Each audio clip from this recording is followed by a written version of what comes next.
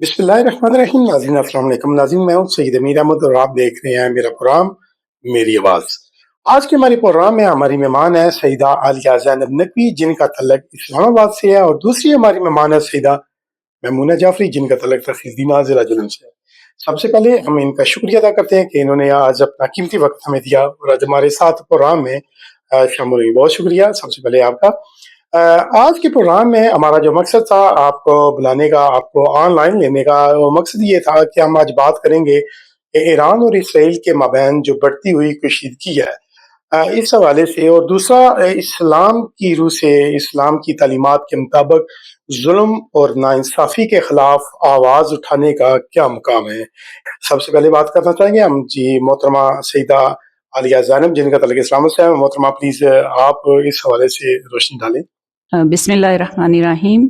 बहुत शुक्रिया आपने मौका दिया इस अहम मसले पे गुफ्तगू का। मेरा ख़्याल है कि ईरान और इसराइल अमेरिका जंग जो है वो इस मसले को दो हवालों से देखना ज़रूरी है। अगरचे आम तौर पे इसको एक नज़र देखा जाता है कि एक सियासी और आलमी तनाज़ुर में, तो मेरे ख़्याल से बहैसियत शिया होने के हमें इसे दो हवालों से देखना चाहिए। आलमी सियासत के लिहाज से देखें तो अगर हम इस वक्त सोशल मीडिया पर भी और जितनी भी हमारे पास इंफॉर्मेशन है उसमें देखते हैं तो हमें नज़र आता है कि खुद इमाम अली अलैहिस्सलाम की 4 साल 4.5 साल हुकूमत के बाद पहली इस्लामी फलाही रियासत, जिसे कुरान और सुन्नत के मुताबिक कह सकते हैं, वो कायम हुई है ईरान में। और ये तजर्बा किया गया है विलायत की हुकूमत का, जो कि एक इस्लाम की तारीख़ में पहला वो वाक़या है।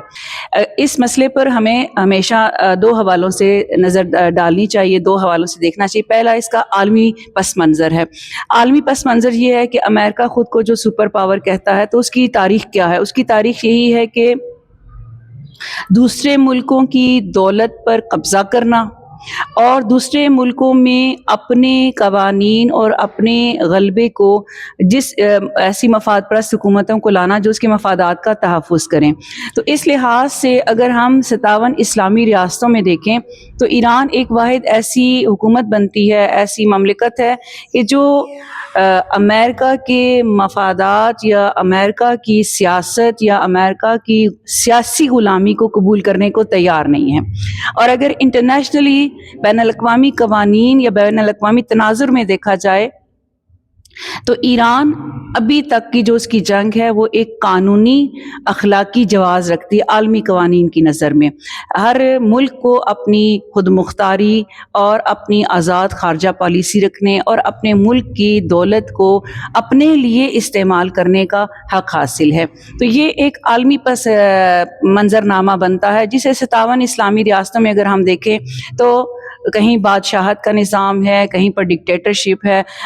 इस वक्त ये सोशल मीडिया का दौर है और आज़ाद ज़राए ऐसे मौजूद हैं जिसमें आप मालूमात को छुपा नहीं सकते। तो बहुत आसानी से हम देखते हैं कि अवाम और उनकी हुकूमतें दो अलग प्लेटफॉर्म पे खड़ी, उनके दो अलग मौक़िफ़ हैं और ये पूरी दुनिया में सामने हमारे और ख़ास तौर पे इस्लामी ममालिक में। जी, मैं दूसरा हिस्सा जो इस सवाल का जो मैं वो करबला का से ताल्लुक़ क्यों हमें नज़र आता है, इसलिए कि देखिए जब आप ईरान की हुकूमत को देखते हैं तो ये वो हुकूमत है जिसने खुद रसूलुल्लाह सल्लल्लाहु अलैहि वसल्लम के बाद, या हम इसे वसी उस तनाज़ुर में देखें खिलाफत उस्मानिया, भले इस्लामी खिलाफत इस्लामी हुकूमत में जितने भी नकाइस हों लेकिन बिलाखिर वो इस्लामी हुकूमत है। तो उस इस्लामी हुकूमत, इस इस्लामी एम्पायर के टूटने के बाद गर्चे वो इस्लामी मालिक में तकसीम हुए, लेकिन हम उसमें बहुत सारी ऐसी चीज़ें देखते हैं जिसमें गैर हुकूमतों को, गैर क़ुव्वतों को आलम इस्लाम को दबाने का मौका मिलता है।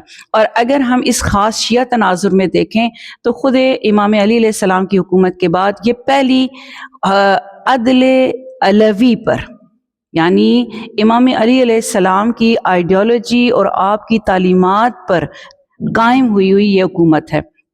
अगर इसको हम इस ख़ास तनाज़ुर में न देखें तो शायद हमें ये इतना बेहतर तौर पे इस जंग को समझ ना पाएँ। कि आप ये देखें कि ऑस्ट्रेलिया का एम्बेसडर है जो ईरान में था आज से 15 साल पहले, और वो यहाँ से छोड़ के चला जाता है और वो कहता है कि जब उससे पूछा जाता है कि आपने ईरान को कैसा पाया, तो वो कहता है ईरान एक तमाम मानी में एक मुकम्मल तौर पे फलाही रियासत है जिसमें खाने पीने की अशिया या लोगों की आम ज़रूरत की चीज़ें अर्ज़ां हैं, सस्ती हैं। मौजूदा हालात को देखते हुए एक माँ की हैसियत से आप एक माँ को क्या मैसेज देना चाहेंगे?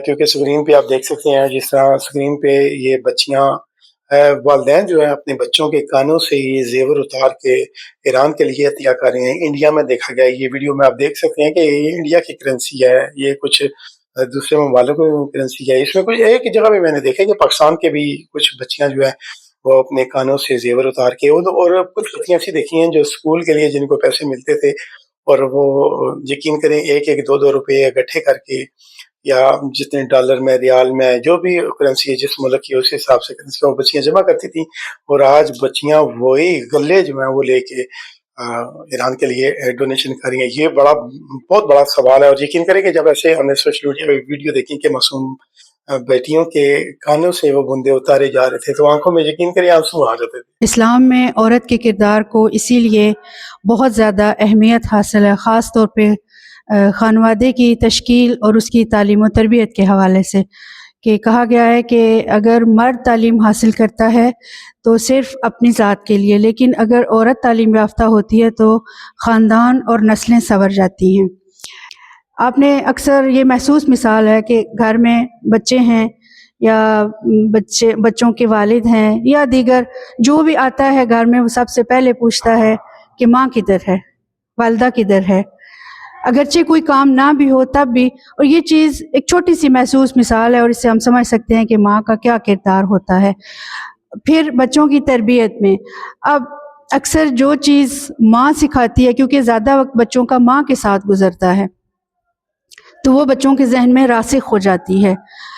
माँ बच्चों को इस चीज़ पे उकसाती है कि उन्होंने नमाज़ पढ़नी है, वक्त पे पढ़नी है, रोज़ा रखना है, या बच्चियां हैं तो हिजाब, यानी छोटे छोटे मसाइल से लेकर फिर आगे यही छोटी छोटी चीज़ें चूँकि अरकान इस्लाम है, इन्हीं पे बेस करती है तालीमात इस्लाम, तो फिर जाके एक रूह परवान चढ़ती है। ये चीज़ें रूह में जब रासिख होती हैं फिर बड़े मसाइल की तरफ चले जाते हैं। जब मुआशरे में एक पढ़ी लिखी खातून पूरे उससे आगाह होती है कि क्या सियासी मसाइल चल रहे हैं, क्या मजहबी मसाइल चल रहे हैं, और उस चीज़ को ख़ुद जब वो समझती है, महसूस करती है और अपने बच्चों को भी आगे मुंतकिल करती है, जब बच्चों में मुंतकिल करती है कि एक इस्लामी मुआशरा कैसा होता है, इस्लामी इक़दार क्या हैं, उनकी तरबियत अगर उस चीज़ पे उस्तवार होती है तो बच्चों में ये चीज़ खामखा ये आ जाती है कि जैसे हमारे मौला ने कहा कि जालिम के मुखालिफ और मजलूम के हामी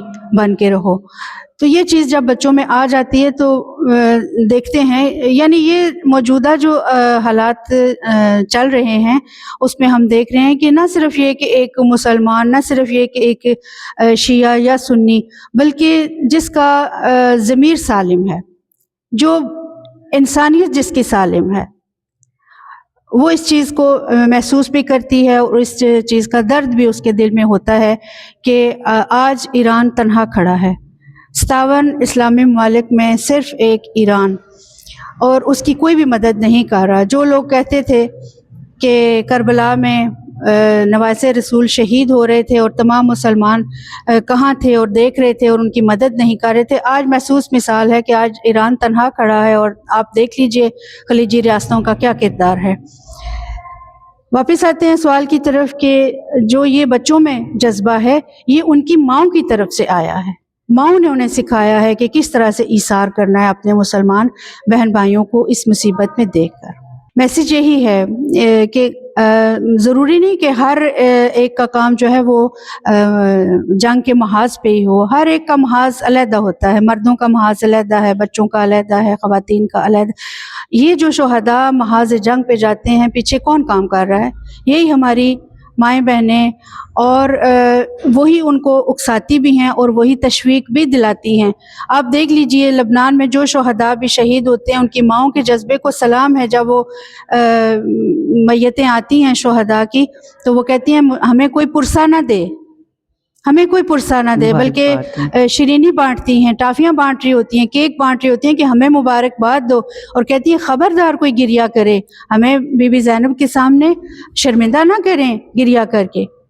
یہ جذبہ ایک ماں پیدا کر سکتی، ایک صحیح ماں جو خود تعلیم یافتہ ہے، جو اپنے ارد گرد کے حالات سے باخبر ہے، اور جو دیکھ رہی ہے کہ دنیا میں کیا ہو رہا ہے، وہ آگاہ کر سکتی ہے اپنے بچوں کو، اور وہ یہ اثار خود بھی کر سکتی ہے اور اپنے بچوں کے اندر بھی یہ ان کے دل میں یہ ڈال سکتی ہے۔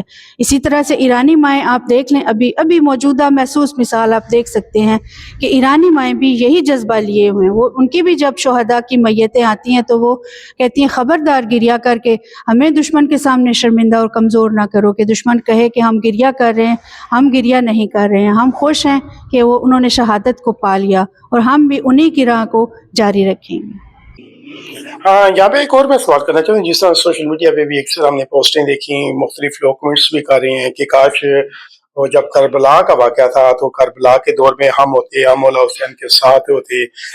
آج بھی تو یہ وہی سین تو رہا جا رہا ہے، اسلامی ممالک جتنے بھی اسلامی ممالک ہیں وہ سارے ایک جگہ پہ اکٹھے ہیں، اور ایران اکیلا تنہا اسرائیل کے ساتھ، امریکہ کے ساتھ جنگ کر رہا ہے۔ اور سب سے بڑی بات یہ ہے کہ جو اچھے لیڈر ہوتے ہیں، وہ دیکھ رہے ہیں ایران کے جتنے بھی مین لیڈر ہیں وہ ایک ایک کر کے سب شہید ہو رہے ہیں، لیکن ان ماؤں کے چہروں پہ اداسی نہیں ہے، ان بہنوں کے چہروں پہ جن کے بھائی یہ دنیا چھوڑ گئے، شہید ہو گئے ہیں، ان کے چہرے پہ مسکراہٹ ہے۔ وہ معصوم ماؤں کی گودیں جو اجڑ گئی، وہ کیا کہہ رہی ہیں؟ وہ کہہ رہی ہیں کہ ہم نے رونا نہیں ہے، ہم نے اپنے ملک کے لیے قربانیاں دینی ہیں۔ کیا جب یہ ہماری قربانی مولا حسین سے زیادہ نہیں ہے؟ تو اس حوالے سے بھی آپ تھوڑی سی وضاحت کریں گے؟ دیکھیں، جب کربلا کا واقعہ پیش آیا تو آپ یہ دیکھیے کہ خود اسلامی حکومت کا مرکز مدینہ میں اصحاب رسول ابھی موجود ہیں، اگرچہ بہت بزرگ ہو چکے ہیں لیکن وہ چند شخصیات ابھی بھی موجود ہیں، صحابہ کی اولاد موجود ہیں، تبع تابعین کی ایک بڑی اکثریت موجود ہے۔ تو ابھی تو امام حسین جب کربلا کے لیے نکلتے ہیں تو وہ افراد موجود ہیں جنہوں نے خود امام حسین کو دوش رسول پہ سوار اور امام حسین علیہ السلام سے متعلق رسول اللہ نے جو کچھ ارشاد فرمایا اپنے کانوں سے سنا ہے، لیکن وہ کیوں ساتھ نہیں دے سکے؟ مثلا تاریخ کی بہت بڑی شخصیت ہیں عبداللہ ابن عمر، مفسر قرآن ہیں، جب مولا حسین خود چل کے جاتے ہیں کہ تو بزرگ صحابی ہے، رسول کا عالم ہے، لوگ تیری عزت کرتے ہیں، اگر تو میرے ساتھ چلے گا تو بہت سے لوگ آپ کی وجہ سے آئیں گے۔ کہا فرزند رسول، میں تو آپ کو نصیحت کرتا ہوں کہ اس راستے پہ قدم نہ رکھیں۔ کیوں؟ اس راستے پہ موت ہے، اس راستے پہ مخالفت ہے، ہم ظلم کی بساط کو الٹنے یعنی حکومت کا تختہ نہیں الٹ سکیں گے، تو لہٰذا یہ تحریک یا یہ قیام بے فائدہ ہے۔ اور امام حسین علیہ السلام نے اس وقت بھی بہت سے لوگ اسی وجہ سے امام کے ساتھ، ایسا نہیں کہ لوگوں کو تشخیص نہیں تھی، سمجھ نہیں آ رہی تھی کہ یزید غلط ہے، مسئلہ یزید کے مقابلے پہ ان اذیتوں اور مصائب پہ صبر کرنے کا اور استقامت رکھنے کا، جو امام حسین علیہ السلام اگر یہ استقامت نہ دکھاتے تو کبھی بھی رہتی دنیا تک کوئی انسان کتنا سچا ہوتا، کتنا بہادر ہوتا، کتنا روشن ضمیر ہوتا، وہ اتنی استقامت نہیں دکھا سکتا تھا۔ دراصل امام حسین علیہ السلام نے انسان کی اس روح کی قدر و قیمت کو واضح کیا کہ اللہ نے آپ کو ایک انسان ہونے کی حیثیت سے اپنی روح جو اندر ڈالی ہے، اس کا شرف یہ ہے کہ کسی بھی مشکل سے، کسی بھی چیز کو اہمیت نہ دی جائے، کسی بھی چیز سے خوفزدہ نہ ہوا جائے حق کے مقابلے میں۔ جی بہت شکریہ محترمہ سیدہ عالیہ زینب صاحبہ اور سیدہ ممونہ صاحبہ آپ کی تشریف آوری کا بہت شکریہ کہ آپ نے اپنا قیمتی وقت دیا۔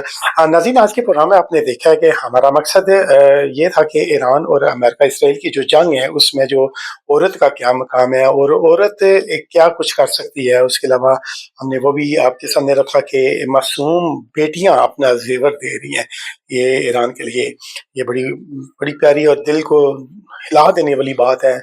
और अगर आपके जहन में कोई अच्छा सवाल है जिस पे हम अगला प्रोग्राम कर सकते हैं, इंशाल्लाह नेक्स्ट वीक को एक और प्रोग्राम के साथ आपकी खिदमत में हाजिर होंगे। अगर आपके जहन में कोई ऐसा टॉपिक है तो हमें ज़रूर इसे आगाह करें। आपकी मोहब्बतों के बशतूर है। अस्सलामु अलैकुम।